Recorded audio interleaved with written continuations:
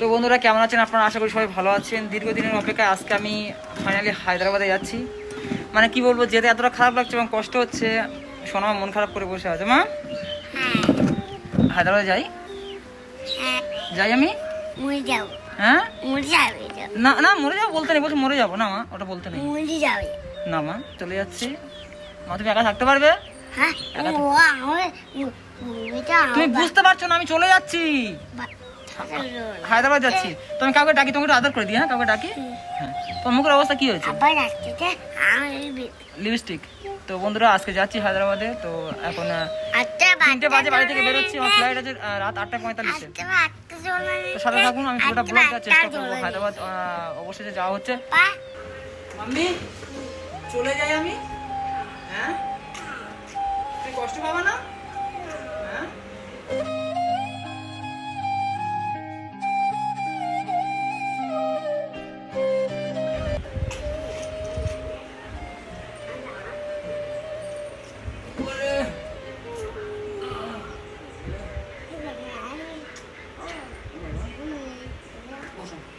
সাবধানে থাকবে। হ্যাঁ হ্যাঁ সাবধানে থেকো। সোনাকে রেখে যেতে এতটা কষ্ট হচ্ছে কি বলবো।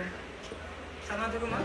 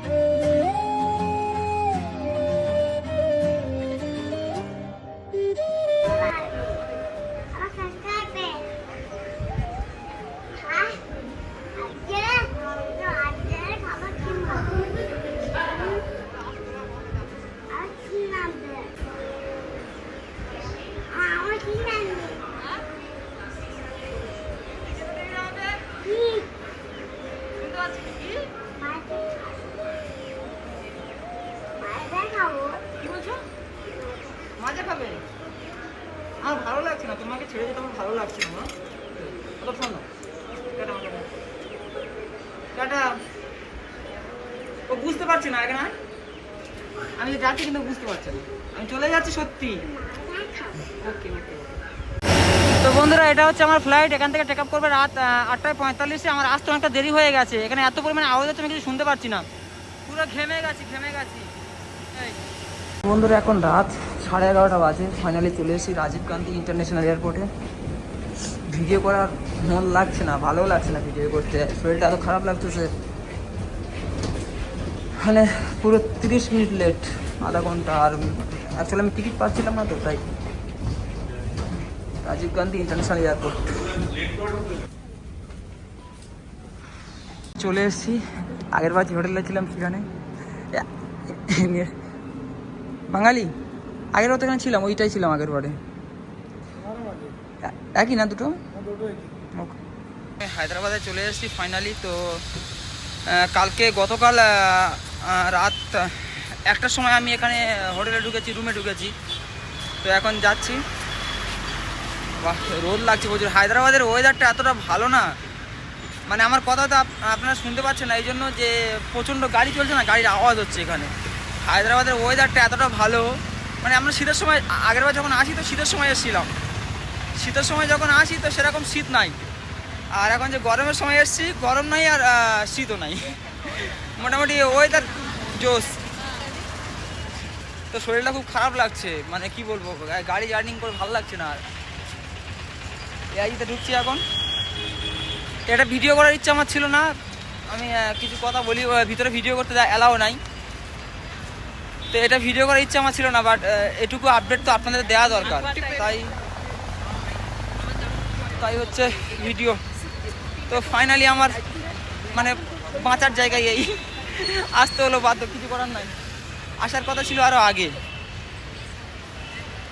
তো আমি কিছু কথা বলে ভিতরে ঢুকছি। এই লিশানদা কেন আসতে পারে না? লিশানদা অনেক কাজের মধ্যে জড়িয়ে পড়েছে, ওনার এখন সামনে অনেক কাজ আছে, তাই লিশানদা উনি আসতে পারে নাই। আমি ভাবলাম যে আমি একা যাই, কি ঘুরে আসি। আর যেহেতু আমার চেক আপের ডেট ছিল জানেন, এখন কবে যে বাড়ি ফিরবো কোনো ঠিক নাই। শোনার জন্য খুবই কষ্ট হচ্ছে, খুবই কষ্ট হচ্ছে, চোখে ধূপ লাগছে। তো অ্যাকচুয়াল এগুলো ভিডিও করার রোদ লাগছে।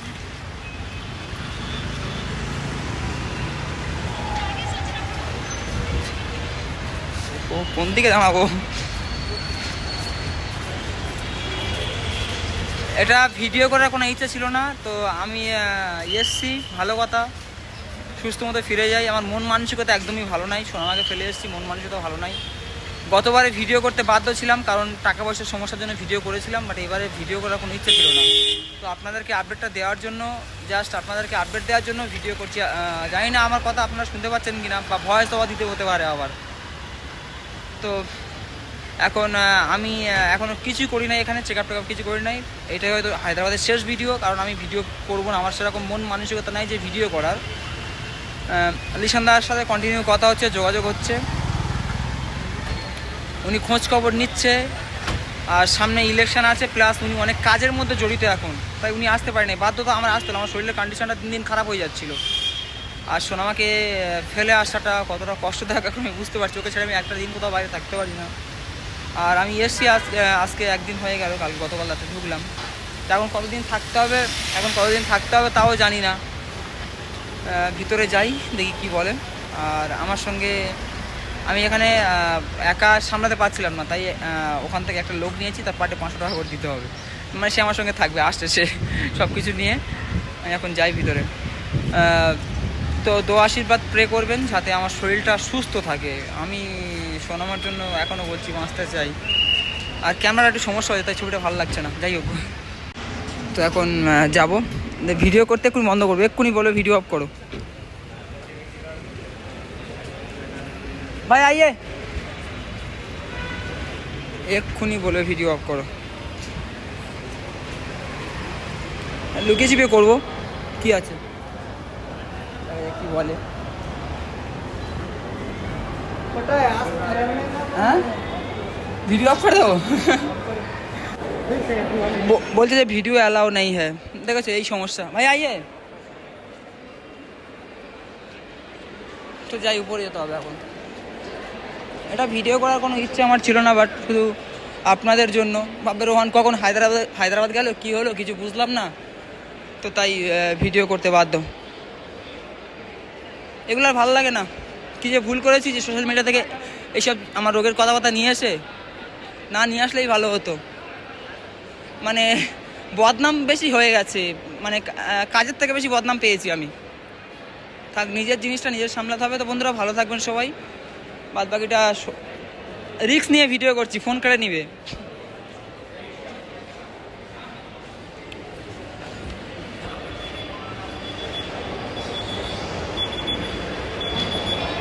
অনেক রিস্ক নিয়ে ভিডিও করছি, বাবরে এত রিস্ক নেওয়াও ঠিক নয়।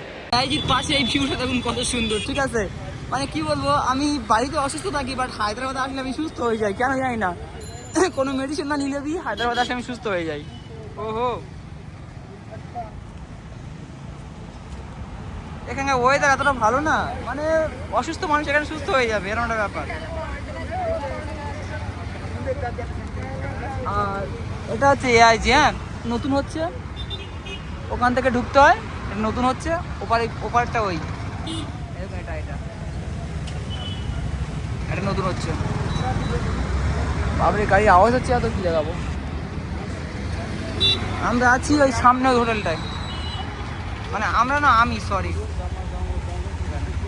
তো বন্ধুরা অনেকদিন পরে আজকে বাড়িতে যাচ্ছি, ফাইনালি আজকে বাড়িতে যাচ্ছি। সোনামাকে দেখার একটু অপেক্ষা। আজকে প্রায় 10-12 দিন হয়ে গেল। আমি যে ভিডিওটা পোস্ট করেছিলাম এর আগে, ওটা আমার অনেক দিন আগেকার ভিডিও, তো ওটা আমি হায়দ্রাবাদ থেকে পোস্ট করেছিলাম। হায়দ্রাবাদে ভিডিওটা শ্যুট করা ছিল, বাট আমি ছাড়ি নাই। 10-12 দিন পরে আজকে বাড়িতে যাচ্ছি। আমার ফ্লাইট আছে হচ্ছে দুপুর 2টায়। আমি সকাল সকাল রওনা হয়ে গেছি, কারণ আমার মন মানছে না, ওই জন্য আমি সকাল সকাল, মানে এখন কটা বাজে, 10টা 22, এখন আমি এয়ারপোর্টে রওনা হয়ে গেছি। মানে কতক্ষণ যে বাড়িতে যাবো, বাড়িতে ফোন করেছি।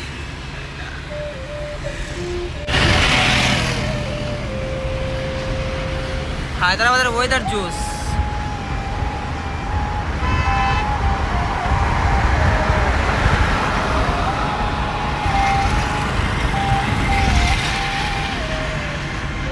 মানে কি যে আনন্দ লাগছে মনের ভিতরে সেটা আমি আপনাদেরকে বলে বোঝাতে পারবো না। আমার চোখে দেখো সারা রাত ঘুমাই নাই, আজকে বাড়িতে যাবো, সারা রাত ঘুমাই নাই, চোখ লাল হয়ে গেছে।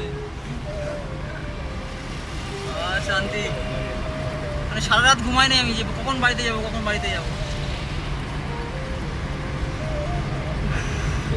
আমরা ফাইনালি হায়দ্রাবাদ এয়ারপোর্টে চলে এসেছি। এটা হচ্ছে রাজীব গান্ধী ইন্টারন্যাশনাল এয়ারপোর্ট। আজকে বাড়িতে যাচ্ছি, কি যে আনন্দ লাগছে। 15 মিনিট চলতে না, 15 মিনিট। মানে এয়ারপোর্টটা জোস, আমাদের কলকাতার মতো। Rajiv Gandhi international airport. এয়ারপোর্টের তো বন্ধুরা, এয়ারপোর্টের এখান থেকে ভিউটা দেখো, জাস্ট কত সুন্দর লাগছে। এয়ারপোর্টটা কত উঁচু, এয়ারপোর্ট এখান থেকে পুরো হায়দ্রাবাদ দেখা যাচ্ছে একদম।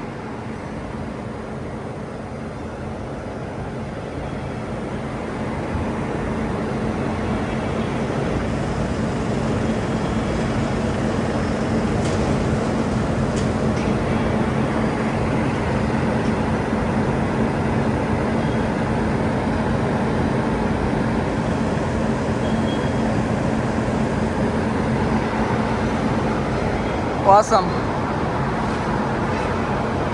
তার থেকে ভালো হায়দ্রাবাদ মৌসুম।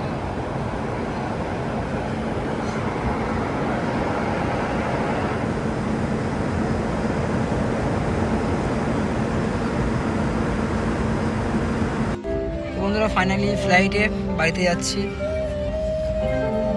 4:20 দিকে নামবো ফ্লাইট থেকে। তো অবশ্যই সোনামার দেখা মিলবে, সোনামার সঙ্গে দেখা হবে। তো এখানে বেশি বক করতে ভালো লাগতেছে না, তো বাড়িতে গিয়ে সোনামার সাথে দেখা করে সোনামার রিয়াকশানটা আমি অবশ্যই আপনাদেরকে দেখাবো। আমি সারা ঘুমাই নাই, চোখ মুখ লাল হয়ে গেছে একদম। টাটা। তো ফাইনালি কলকাতা এয়ারপোর্টে নেমে পড়েছি।